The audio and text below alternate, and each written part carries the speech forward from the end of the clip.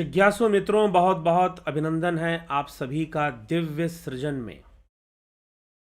प्रत्येक दिवस की भांति आज फिर हम यह लाइव चर्चा का कार्यक्रम शुरू कर रहे हैं और इस लाइव चर्चा के इस कार्यक्रम में आज हम श्रीमद् भगवद गीता, जी हाँ, श्रीमद् भगवद गीता के तीसरे अध्याय पर चर्चा शुरू कर रहे हैं। जी हाँ, तृतीयो अध्याय।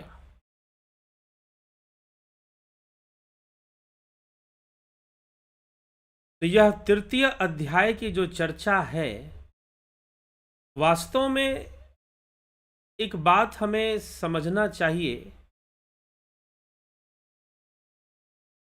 कि यह जो भी श्रीमद् भगवद गीता में तृतीय अध्याय या द्वितीय अध्याय या जो भी अध्यायों की संख्या दी हुई है, वैसे तो कृष्ण अर्जुन की जो चर्चा है वह कोई अध्यायों में तो नहीं बटी होगी, हमें यह भी सोचना चाहिए। और यहां पर भी अगर आप देखेंगे, अगर इस स्थान पर भी अगर आप देखेंगे तो कोई ऐसी नहीं कि चर्चा बटी हुई है, वही चर्चा चली जा रही है जो चर्चा पहले चल रही थी। जो चर्चा पहले चल रही थी वही चर्चा अभी भी चलेगी। तृतीय अध्याय में भी वही वार्तालाप, वही संवाद आगे बढ़ने वाला है। कोई दूसरा चीज आगे नहीं बढ़ने वाला, कोई दूसरी बात या कोई नया चैप्टर नहीं शुरू हो गया है, वही सारी बातें हैं। अर्जुन का वही विषाद मौजूद है, जैसा था आज भी है। आज भी कहने का मतलब हमारे लिए आजकल हो रहा है, क्योंकि हम इसे अलग अलग दिन में इसकी व्याख्या सुन रहे हैं। लेकिन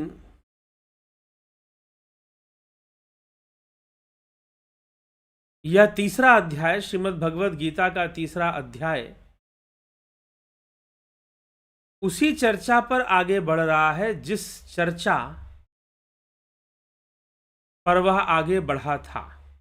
जो चर्चा चल रही थी, अर्जुन का विषाद, उसका प्रश्न, उसके संशय, तो उसी संशय पर ही चर्चा आगे बढ़ रही है कि अर्जुन का संशय है कि वह युद्ध करने के लिए तैयार नहीं है, वह युद्ध नहीं कर सकता। तो भगवान श्री कृष्ण अब इस विशेष रूप से, वैसे तो वो पहले से ही कर्म योग की चर्चा कर रहे हैं, लेकिन तीसरा अध्याय मुख्य रूप से इसका नाम कर्म योग नामक अध्याय है। यह भी हमें समझ लेना चाहिए कि यह कर्म योग नामक अध्याय है। इसमें कर्म योग को ही विशेष रूप से समझाने का प्रयास भगवान श्री कृष्ण करते हैं। पीछे जो हमने सुना देखा वह क्या था? सांख्य योग नामक दूसरा अध्याय था। यह कर्म योग नामक तीसरा अध्याय है। तो आज का जो विषय है हमारा कर्म योग से, तो कर्म योग को समझने के पहले यह समझना है कि कर्म कौन करता है और कर्म कौन करवाता है। तो आज हमारा यही विषय है कि कर्म कौन करता है, कौन करवाता है।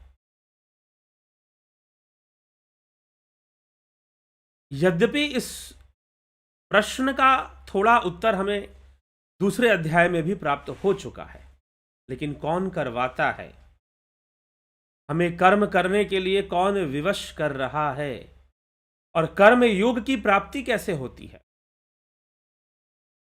इन दो विषयों को हम आज के इस चर्चा में सुनेंगे और समझने का प्रयास करेंगे, और खुद अपने ही जीवन के बहुत सारे प्रश्नों का उत्तर भी हमें प्राप्त होगा। चलिए, अर्जुन का प्रश्न क्या है? तीसरे अध्याय से ही अर्जुन अपना प्रश्न करता है।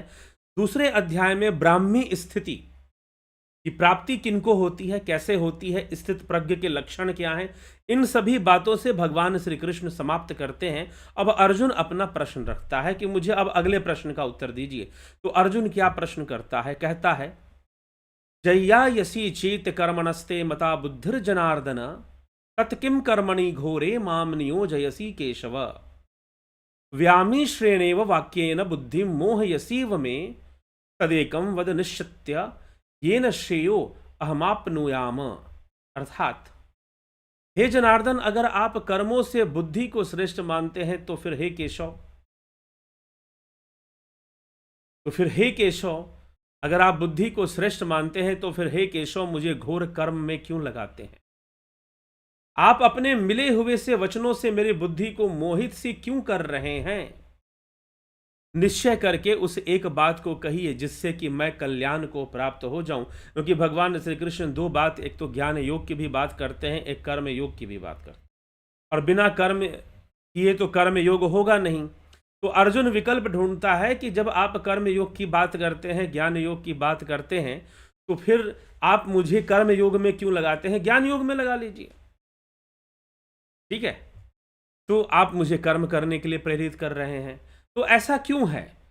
तो अब भगवान श्री कृष्ण पहले तो कर्म योग और ज्ञान योग, ये क्या विषय है, इसको भी समझना चाहिए। जी हाँ, दो विषय है, क्षर और अक्षर। क्षर में सिद्धि और असिद्धि, सफलता और असफलता, इनमें अनासक्त होकर कर्म करना कर्म योग है। और क्षर को पूर्णतः त्याग कर अक्षर में अपने आप को स्थित करना, यह ज्ञान योग है।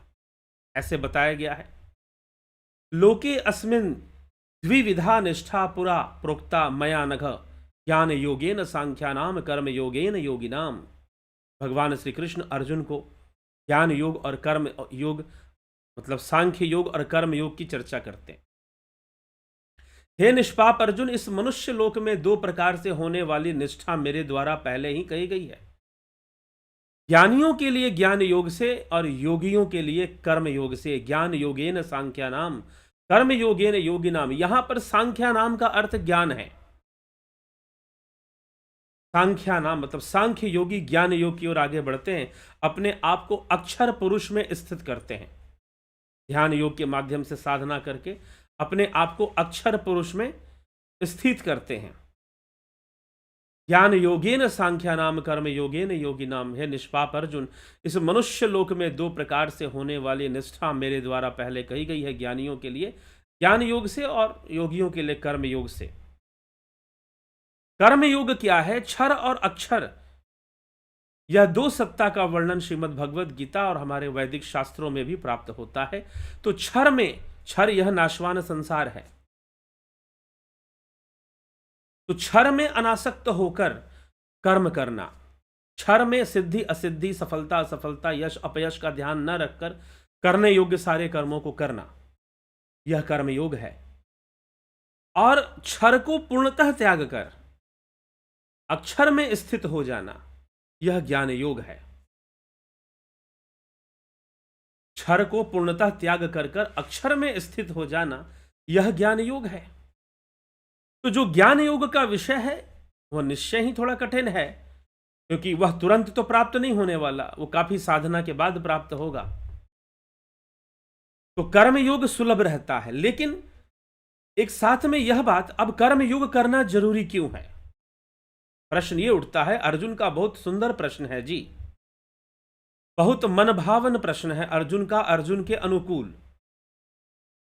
अर्जुन का प्रश्न यह है, समझिएगा कि भगवान इस प्रश्न का उत्तर दे रहे हैं। किस प्रश्न का? कि कर्म करना जरूरी क्यों है और कर्म करना आवश्यक क्यों है। कर्म से तू बच ही नहीं सकता है, कर्म से तेरी रक्षा संभव नहीं है।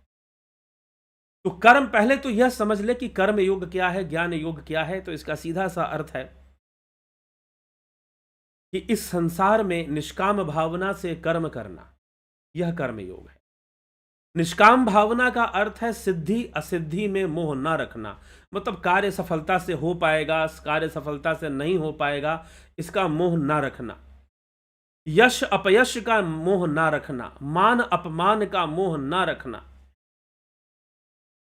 और करने योग्य उचित कर्म को करना, करने योग्य उचित कर्म को करना, यह कर्म योग है। अर्थात क्षर विषय में सिद्धि असिद्धि का मोह ना रखकर कर्म करना कर्म योग है। और ज्ञान योग क्या है? जो यह संसार परिवर्तनशील है, इससे अपने मन को पूर्णतः हटाकर उस ब्रह्म में लगा देना, ब्रह्म में स्थिति को प्राप्त कर लेना, उस परम पुरुष में मन को लगा देना, यह क्या है जी? यह ज्ञान योग का विषय है। पहले तो भगवान यह समझाते हैं, अब यह समझाते हैं कि भैया ऐसा है कि साधारण मनुष्य के लिए इस संसार में कर्म करने के अलावा कोई उपाय नहीं है उसके पास। कैसे नहीं है वो बात वो समझाते हैं, सुनिए। तो भगवान कहते हैं यहां पर इस अगले श्लोक में, चौथे, न कर्मणा मनारंभा नैष्कर्म्यम पुरुषो अश्नुते न च संन्यसनादेव सिद्धिम समधिगच्छति।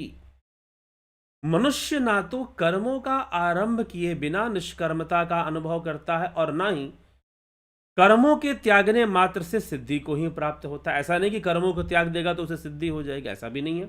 कर्म करने मात्र से ही सिद्धि आएगी, और ना ही वो कर्मों को त्याग कर निष्कर्म को कर्म मुक्त भी नहीं होने वाला। अगर कोई ये व्यक्ति कहता है कि मैं कर्म नहीं करूंगा, तो वो ऐसा कहने से और कर्मों के त्याग से वो कभी कर्मों से मुक्त नहीं हो पाएगा। नंबर 1 पॉइंट ये है, भगवान कह रहे हैं। दूसरी बात क्या है कि यदि वो कर्म नहीं करेगा तो उसे किसी प्रकार की सिद्धि भी नहीं होने वाली है। भाई कर्म नहीं करके क्या प्राप्त कर लोगे?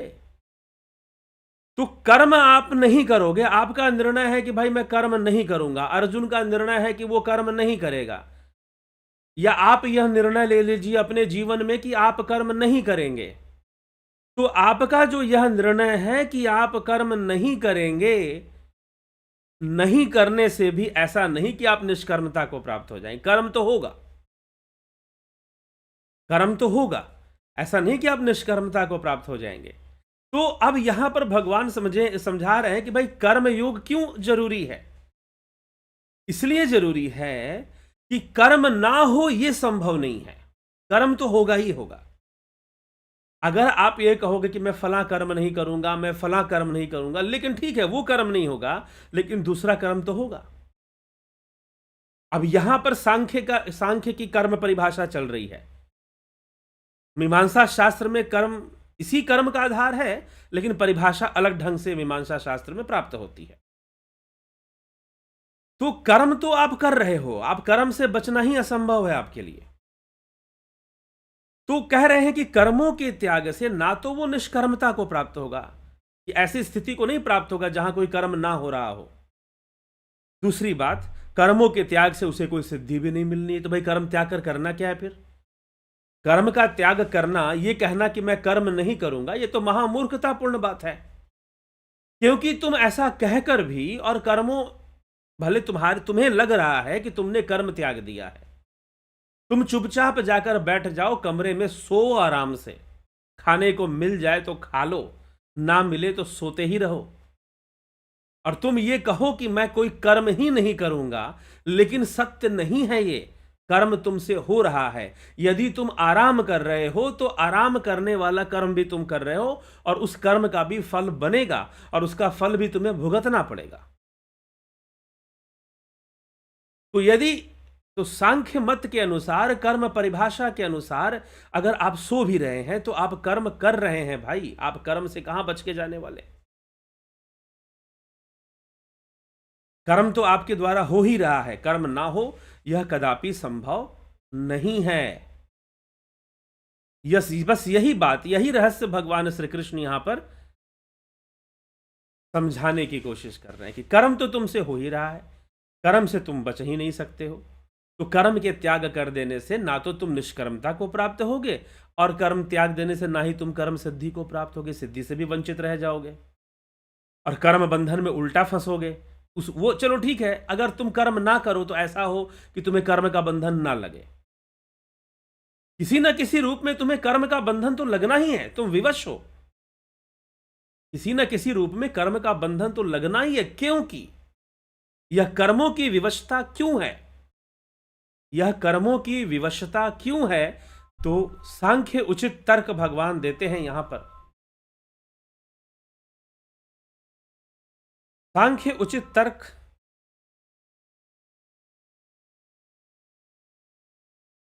भगवान श्री कृष्ण यहां देते हैं अर्जुन को, और क्या कहते हैं कि कर्म होते कैसे हैं। इस विषय को समझाते हैं कि कर्म कैसे होते हैं, किस प्रकार से कर्म होते हैं। अगले ही श्लोक में, पंचम श्लोक तृतीय अध्याय में, बहुत बड़ा रहस्य प्रकट करते हुए भगवान श्री कृष्ण कहते हैं अर्जुन से कि हे अर्जुन, नहीं कश्चित क्षणमपि जातु तिष्ठत्य कर्म कृत, कि कोई भी मनुष्य किसी भी अवस्था में क्षण मात्र भी कर्म किए बिना नहीं रह सकता। क्यों नहीं रह सकता? क्यों नहीं रह सकता? यह क्या है? यह सिद्धांत है।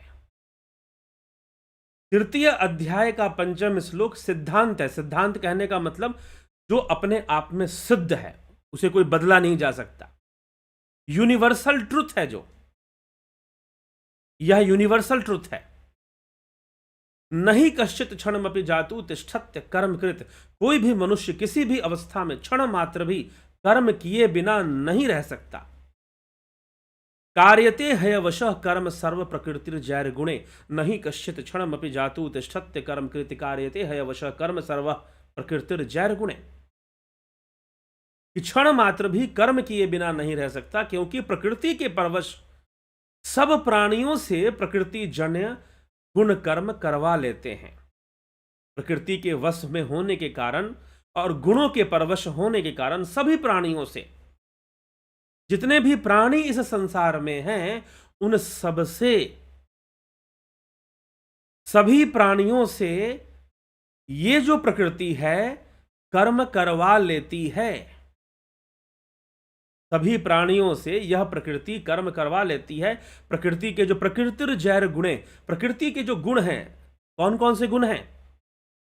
सतोगुण, रजोगुण, तमोगुण। जी हां, जब सतोगुण, रजोगुण, तमोगुण विषमता को प्राप्त होते हैं, जब यह विवर्तित होते हैं, परिवर्तित होते हैं, विषम अवस्था को प्राप्त होने लग जाते हैं, तो यह परिवर्तित होते हैं। सतोगुण रजोगुण की ओर बढ़ता है, रजोगुण तमोगुण की ओर बढ़ता है, फिर तमोगुण भी रजोगुण की ओर बढ़ता है, और सतोगुण की ओर भी बढ़ते हैं। तो कोई कम होता है, कोई ज़्यादा होता है, घटता है, बढ़ता है, और इस परिस्थिति में बुद्धि का विकास होता है। क्योंकि बुद्धि का काम भेद करना है। भेद तभी होगा जब विभिन्नताएं होंगी।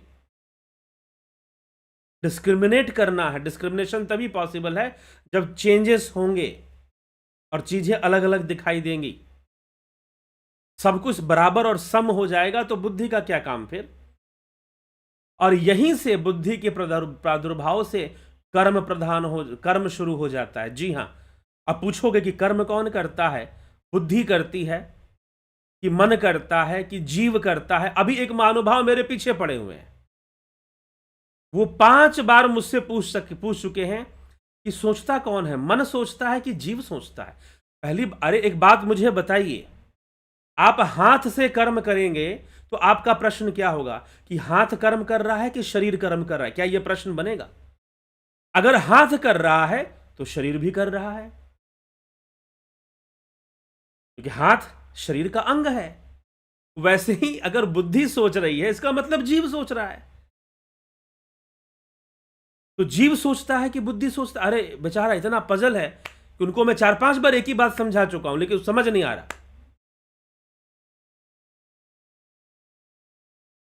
अगर हाथ से कुछ करोगे तो क्या कहा जाएगा कि शरीर नहीं कर रहा, हाथ कर रहा है? नहीं, अगर हाथ कर रहा है तो शरीर भी कर रहा है। तो अगर बुद्धि सोच रही है तो जीव भी सोच रहा है। तो कर्म का प्रादुर्भाव यही हो जाएगा जहां गुणों की विभिन्नताएं हो जाएंगी। तो बुद्धि से कर्म पहले शुरू होगा। तो बुद्धि से शुरू हुआ तो क्या जीव नहीं शुरू किया?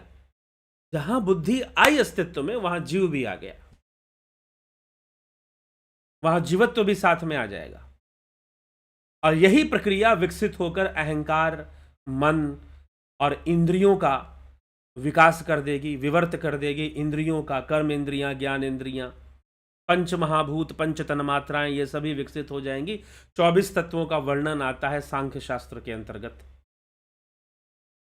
बहुत बेहतर तरीके से अगर आपको इस विषय को समझना है तो फिलोसॉफी का कोर्स ज्वाइन कीजिए, जो 29 दिसंबर से शुरू होने वाला है। जी हाँ, फिलोसॉफी का कोर्स फिर ज्वाइन कर लीजिए। उसमें इसकी सांख्य दर्शन की व्याख्या आपको पूरी मिलती है, कैसे गुणों का विकास होता है, कैसे गुण परिवर्तित होते हैं, कैसे प्रकृति से सृष्टि होती है, कैसे पुरुष अधिष्ठाता बनता, ये सारी चर्चा सांख्य शास्त्र में मिल जाती है। यद्यपि ये सारी चर्चा गीता में भी मिल रही है, ऐसी बात नहीं है। भगवान कृष्ण भी ये सारी चर्चा दे रहे हैं। संपूर्ण सांख्य सिद्धांत को श्रीमद् भगवद गीता में प्रस्तुत किया गया है। ठीक, तो भगवान श्री कृष्ण कहते हैं कि हे अर्जुन, यह संपूर्ण जीव जगत इस प्रकृति के वशीभूत होकर, प्रकृति के 3 गुणों के वशीभूत होकर कर्म करने के लिए विवश किया जाता है। इसीलिए सिद्धांत क्या कहता है कि क्षण मात्र के लिए, नहीं कश्चित क्षणमपि जातु तिष्ठत्य कर्म कृत। क्षण मात्र के लिए कोई यह बोले कि मैं कर्म नहीं करूंगा, यह संभव नहीं है। क्षण मात्र के लिए भी कोई ये कहे कि मैं कर्म नहीं करूंगा, यह कदापि संभव नहीं है, असंभव है, एकदम सर्वदा असंभव है और असंभव ही रहेगा। इस जीव मात्र के लिए, इस प्राणी के लिए, इस संसार में रहने वाला चाहे कोई भी जीव, मनुष्य हो, दूसरे योनियों में रह रहे जीव हो, उन सब के लिए प्रकृति ने कर्म को बाध्य किया हुआ है। कर्म तो तुमसे होना ही है, कर्म नहीं होने का प्रश्न ही नहीं है। तुम भले कहो कि मैं ये नहीं करूंगा, भले कहो कि मैं वो नहीं करूंगा, अगर ये नहीं करोगे तो कुछ वो कर दोगे, अगर वो नहीं करोगे तो कुछ ये कर दोगे, कुछ ना कुछ तो तुम करोगे ही करोगे। कर्म तो होगा ही होगा और कर्म बंधन बनेगा ही बनेगा, इससे बचाव संभव नहीं है। इसलिए अर्जुन तू यह कहना ही बंद कर दे कि मैं कर्म नहीं करूंगा।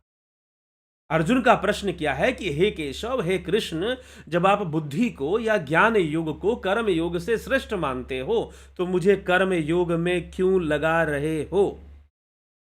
जी हां, ज्ञान योग श्रेष्ठ है, लेकिन व्यवहारिकता में कर्म योग श्रेष्ठ है। वैसे ही भक्ति योग और भक्ति और निर्गुण भक्ति, सगुण भक्ति की जब चर्चा भगवान करते हैं तो वहां पर भी कहते हैं कि निर्गुण श्रेष्ठ है, इसमें कोई संशय नहीं, लेकिन कठिन है। वह सिद्ध योगियों के द्वारा होता है निर्गुण। साधारण मनुष्य के लिए व्यवहारिकता में तो सगुण भक्ति ही श्रेष्ठ बन जाती है, वैसे ही इस व्यवहारिकता में कर्म योग ही श्रेष्ठ बन जाता है। क्यों श्रेष्ठ बन जाता है? क्योंकि प्राणी मात्र की यह विवशता है कि उसको कर्म करना है, कुछ कर नहीं सकता इसमें। वो यह सिद्धांत है, यह यूनिवर्सल लॉ है, यह यूनिवर्सल लॉ है ये कि आपको कर्म करना ही करना है। कोई आपको कर्म करने से बचा नहीं सकता है। कर्म हो रहा है और आपको करना ही करना है। प्रकृति आपको विवश करती है 3 गुणों के वशीभूत कर्म करने के लिए। इसलिए हे अर्जुन, अब बता, जब यह विवशता है साधारण मनुष्य के लिए कि कर्म तो होना ही है, तो उसे कर्म योग तो करना पड़ेगा ना, निष्काम कर्म योग तो उसे करना पड़ेगा। निष्काम कर्म योग की ओर उसे आगे बढ़ना ही पड़ेगा। विकल्प ही क्या बचता है फिर? कोई विकल्प नहीं बचता। इसलिए प्रकृति हमसे कर्म करवाए जा रही है और हम प्रारब्ध के वशीभूत कहिए, एक कर्म श्रृंखला के वशीभूत कहिए, एक नेचर का अपना एक सिस्टम है प्रकृति का, उसके वशीभूत कहिए, हम कर्म कर रहे हैं और तरह तरह के विषयों का अनुभव भी कर रहे हैं। इससे बेहतर है कि जो करने योग्य श्रेष्ठ कर्म हैं, कहे गए हैं, उनको करने का संकल्प लेना चाहिए। संकल्प लो कि हम योग के मार्ग पर चलेंगे, संकल्प लो कि हम ध्यान योग मार्ग का प्रचार करेंगे। संकल्प लो, संकल्पबद्ध बनो और अपने कर्म को इस कार्य में लगा दो। इससे बेहतर भला और क्या हो सकता है? इससे श्रेष्ठ भला और क्या हो सकता है? कर्म तो प्रकृति तुमसे करवा ही लेगी। इससे बेहतर है कि कर्म तुमसे, यह प्रकृति तुमसे अनाप शनाप कर्म करवाए, यह प्रकृति तुमसे अनाप शनाप कर्म करवाए। इससे बेहतर है कि तुम श्रेष्ठ कर्म करने का संकल्प लो। ठीक है, और संकल्पवान बनकर कर्म करने का ही निर्णय लो, कर्म को त्यागने का निर्णय मत लो। क्योंकि कर्म का त्याग होना ऐसी कोई स्थिति होती ही नहीं है। कर्म का त्याग करना ऐसी कोई स्थिति बनती ही नहीं है, एग्जिस्ट ही नहीं करती है। ये कब एग्जिस्ट करेगी? जब तुम समाधि को प्राप्त कर जाओगे, तीनों गुणों से परे जाकर तुम त्रिगुणातीत हो जाओगे और कैवल्य को प्राप्त कर जाओगे, निर्वाण को प्राप्त कर जाओगे, ब्राह्मी स्थिति को प्राप्त कर जाओगे, जो दूसरे अध्याय में भगवान श्री कृष्ण ने 72वें श्लोक में लिखा है। जब तुम ब्राह्मी स्थिति को अंदर, तब तुम्हारे लिए कोई कर्म नहीं होगा, फिर तो तुम मुक्त रहोगे, मोक्ष रहोगे, परमानंद को अनुभव कर चुके होगे तब तक, तो तब की बात अलग है। लेकिन अर्जुन और साधारण मनुष्य का जीवन तो इस व्यवहारिक संसार में कर्म परायण जीवन है ना, उसके लिए तो कर्म करना विवशता ही है। इसलिए हे अर्जुन, तुझे कर्म करना चाहिए। और कृष्ण कहते कि देख, मैं भी तो कर्म में लगा हूं, मैं भी तो कर्म में लगा ही हूं, क्योंकि अगर मैं भी कर्म नहीं करूंगा तो प्रकृति क्या मुझसे कर्म ना करवाएगी? करवाएगी। जो भी शरीर को धारण करेगा, प्रकृति के इस 3 गुणों के सिस्टम में प्रवेश करेगा। अब प्रवेश करने वाले 2 लोग हैं। कृष्ण जीवन मुक्त हैं, अपनी इच्छा से प्रवेश करते हैं, इसीलिए हम उनको अवतार कहते हैं। कृष्ण अवतरित हुए हैं, लेकिन फिर भी उस कर्म को वो कर रहे हैं। गाड़ी में बैठ गए ना आप, गाड़ी में बैठ गए। अब गाड़ी में 2 प्रकार के लोग बैठते हैं, एक बैठते हैं पैसेंजर, एक बैठते हैं ड्राइवर साहब जो गाड़ी चलाते हैं। अब जब गाड़ी में बैठ गए तो गाड़ी चलाना तो अपनी मर्जी से थोड़ी ना चलाएंगे। जो गाड़ी का सिस्टम है, क्लच, गियर, ब्रेक, स्टीयरिंग, जो कुछ भी, उसी के अकॉर्डिंग तो आप गाड़ी चलाएंगे। दूसरा कोई तरीका तो नहीं हो सकता चलाने का। तो कहने का मतलब, आप भले ही ड्राइवर हैं, कृष्ण यहां पे ड्राइवर हैं, सारथी हैं रथ का, रथ को पकड़कर बैठे हुए। भले ही आप ड्राइवर हैं, आप सब चलाना जानते हैं, लेकिन आपको उसी के सिस्टम में चलना है, गाड़ी के सिस्टम में ही चलना है। तो कृष्ण ने अगर शरीर धारण किया है, वो अवतरित हुए हैं, फिर भी प्रकृति का जो सिस्टम है, कर्म सिद्धांत, उसी के अनुकूल चलना है, तो वो उसी के अनुसार गाड़ी चलाएंगे। अब दूसरे बेचारे पैसेंजर जिनको गाड़ी चलाना आता नहीं है, वो अपना गाड़ी में बैठे हुए हैं, उनको जाना है। अब वो बैठे हुए हैं और गाड़ी चल रही है, तो वो क्या बोलेंगे? मैं बैठा हुआ हूं। वास्तव में वो चल रहे हैं। भले ही वो बैठे हुए हैं, आप ट्रेन में जा रहे हो, स्लीपर क्लास में या एसी में, आपने टिकट रिजर्वेशन करा लिया, आप सो के जा रहे हो, लेकिन फिर भी आप चल रहे हो, सोते हुए भी आप चल रहे हो जी, क्योंकि ये प्रकृति चल रही है। सोचो, ये पूरी दुनिया, अगर मैं ये कहूं कि आप जो है 30 किलोमीटर प्रति सेकंड के हिसाब से भाग रहे हो, अगर मैं ये कहूं कि आप 30 किलोमीटर प्रति सेकंड के हिसाब से भाग रहे हो, घूम रहे हो, रोटेट कर रहे हो, अगर मैं ऐसा कहूं तो क्या गलत होगा? गलत नहीं होगा। इस अर्थ की जो मूवमेंट है, जो स्पीड है, वो क्या है? 30 किलोमीटर पर सेकंड, 30 किलोमीटर। इमेजिन कर सकते हो कि 1 सेकंड में 30 किलोमीटर। तो प्रकृति भाग रही है, घूम रही है, लेकिन हमें कहां भान है कि ये दुनिया घूम रही है तो हम भी घूम रहे हैं, प्रकृति भाग रही, ये पृथ्वी भाग रही तो हम भी भाग रहे हैं? जी नहीं, हम तो अपने में लगे हुए ना, इंद्रिय भोगों में लगे हुए हैं। अब हमें ये चाहिए, हमें तो बैंक बैलेंस सेट करना है, लाइफ सेट करनी है, अपनी नहीं तो परिवार की करनी है, ये करना है, वो करना है, 50 तरह की चीजें। कर्तव्य आपको मिले हुए हैं, कर्म आपको मिले हुए हैं, सामने कर्म आ जाता है, जैसी परिस्थिति सामने आ जाती है वैसा कर्म आप करने के लिए तैयार हो जाते हैं। तो ये सारी परिस्थितियां बननी शुरू हो जाती हैं, सारी चीजें आगे बढ़नी, तो कर्म हमें करना पड़ता है। यह विवशता है, यह प्रकृति ने आपको बांध के रखा है कि बेटा कर्म नहीं करेगा तो जाएगा कहां? अगर जीवित है तो कर्म तो तुझे करना है, तो प्रकृति आपसे कर्म तो करवाएगी। इससे बेहतर है कि आप स्वयं संकल्पवान बनकर कर्म कर लो, आप स्वयं संकल्पवान बनकर कर्म कर लो, यही आपके लिए बेहतर होगा। ठीक है, तो वही भगवान कह रहे हैं कि अर्जुन, कोई विकल्प नहीं है। तू ये कहे कि मैं कर्म नहीं करने से तुझे तू निष्कर्मता को प्राप्त होगा, निष्कर्मण्यता को प्राप्त होगा, ऐसा नहीं होने वाला। और कर्म ना करने से तुझे कोई सिद्धि भी नहीं होने वाली। इसलिए बेहतर तो यही होगा ना कि तू निष्काम भावना से कर्म कर। और वैसे भी संपूर्ण जीव कर्म करने के लिए विवश किए जाते हैं, इसलिए कर्म करना पड़ता है। यद्यपि संसार में मेरे लिए करने योग्य कोई कर्म नहीं, फिर भी तो मैं कर्म करता हूं। कृष्ण समझा रहे हैं कर्म करना, क्योंकि जो भी इस प्रकृति में आ चुका है जीव रूप में, अपनी इच्छा से आए चाहे बंधन से आए, जो अवतारी पुरुष हैं, जीवन मुक्त हैं, श्री कृष्ण हो गए, श्री राम हो गए, आदि गुरु शंकराचार्य, बुद्ध हो गए, तो ये सारे ऐसे महात्मा जिन्होंने प्रकृति के अंदर अपना कर्म किया, अपने संकल्प से किया। तो तू भी संकल्पवान बन जा और कर्म कर।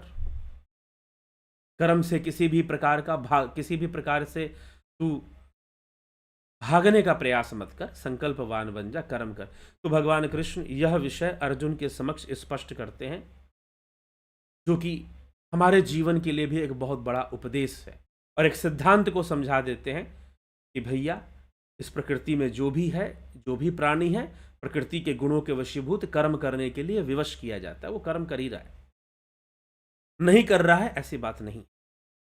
इसीलिए बेहतर है तू कर्म करने का निर्णय ले और कर्म कर, कर्म योगी बन। पहले कर्म योग तो करना ही पड़ेगा ना, कोई उपाय नहीं है। ठीक, साथ में ज्ञान योग को भी आगे बढ़ाओ। इसलिए इसमें भेद नहीं करना है, कर्म योग ज्ञान योग एक ही लक्ष्य के लिए सब कुछ हो रहा है। तो चलिए विराम देंगे, काफी समय भी हो ही रहा है इसके साथ। तो